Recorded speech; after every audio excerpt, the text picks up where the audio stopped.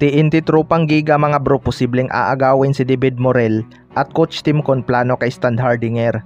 Yan mga bro, pagkatapos mong i-like ang ating video, mag-subscribe na rin kung bago ka pa lang sa ating channel at i-click ang notification bell para lagi kang updated sa ating mga sports balita.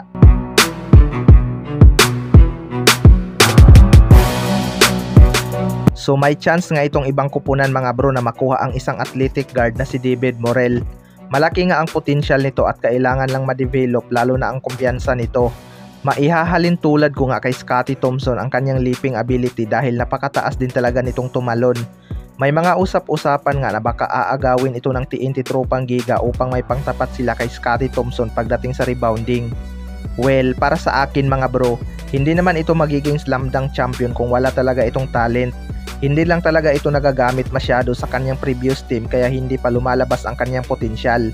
Pero kapag napunta ito sa isang team na kayang ilabas ang kanyang laro at mabigyan ng sapat na playing time, hindi talaga malabo na marami itong pahihirapan. Pwede nga itong kunin ng TNT Tropang Giga kapag nagkaka-interest sila dito mga bro.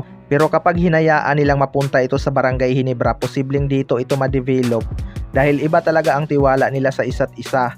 Kahit rookie or bench player ka pa, bibigyan ka talaga ng chance pumuntos.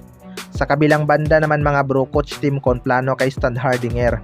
Ito ngang si Stan ay naging palaisipan sa lahat noong binangko ito laban sa Tirapur Magic. Pero moving forward, hindi na nga ulit yung nangyari sa kanilang mga sumunod na laban. Napakalaking piyesa nga nitong si Stan ngayon sa Barangay Ginebra at siya lagi ang nangunguna pagdating sa scoring. Imagine na lang mga bro kung wala itong si Stan sa kanila. Kanino sila sasanda lalo na at injury pa ang kanilang ibang key player. 'Di ba?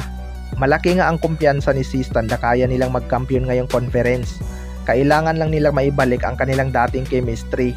Pero ngayon ngang nakabalik na itong si Scottie Thompson, makikita nga natin kung gaano kaganda ang flow ng kanilang opensa. Hindi man umi-score ng malaki itong si Scottie Thompson, laking impact naman ang kanyang naibibigay sa kanilang spacing. Plano nga daw ni Coach Tim Con kay Stan mga bro na ibalik ang tiwala nito at hindi na ibabangko ulit gaya sa nangyari noong laban sa Tirapur Magic. Alam naman natin na mahirap talagang pigilan itong si Stan sa ilalim lalo na kapag nakuha niya ang kanyang rhythm. Mas maganda nga na lagi itong nakakasungkit ng foul dahil malaki na rin ang improvement ng kanyang free throw shooting. Kaabang-abang din itong magiging bagong tandem nila ni Ralph Ko mga bro dahil maganda din ang kanilang chemistry. Sa kanilang huling laban nga ay involved itong si Ralph Ko sa panapos na layup ni Stan. Kayo mga bro, ano masasabi nyo tungkol dito?